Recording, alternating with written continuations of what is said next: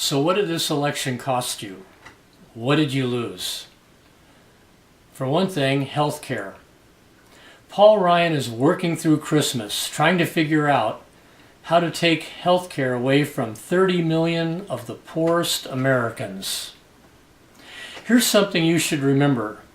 Privatization is a code word for take it away. Before you had it, it was privatized. A Harvard University study has determined that when Republican governors refuse to accept the federal Medicaid expansion, that costs the lives of about 12,000 Americans each year.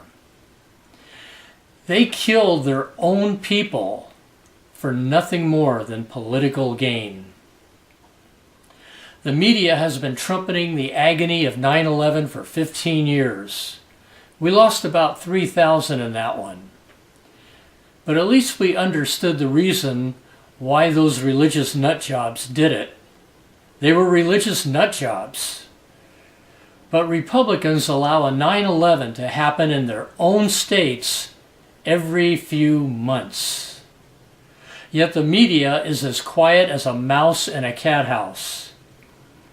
This should have been the story of the century.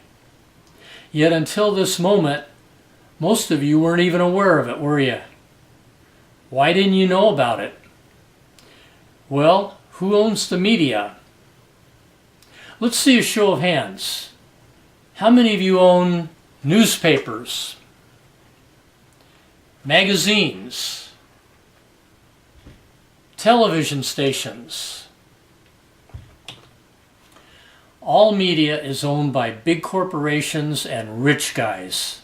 That's why most of you have never heard about it. But keep re-electing him, because the work Paul Ryan does for the rich is what keeps them from executing the rest of us. What else did you lose? Environmental protection. Scott Pruitt has been chosen to lead the Environmental Protection Agency. This appointment has sent shockwaves throughout the rational community, who understand that this is like putting ISIS in charge of Christian outreach.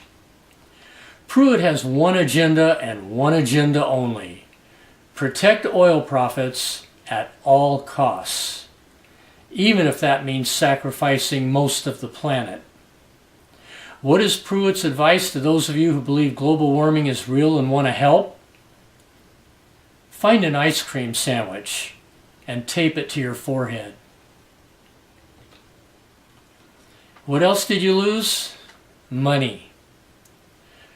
Senator Richard Shelby is burning the midnight oil, working hard to do away with the Consumer Financial Protection Agency. But you people didn't need that anyway, did you? But what you've really lost is gobs and gobs of money. You don't have to operate a psychic hotline to predict that tax rates on the super rich and the big corporations are going to plummet. Who do you think's going to make up that difference? That's right, you will. And half of you will bend over and say, "Thank you, sir. May I have another?" But keep voting Republican. The rich sure do appreciate your support.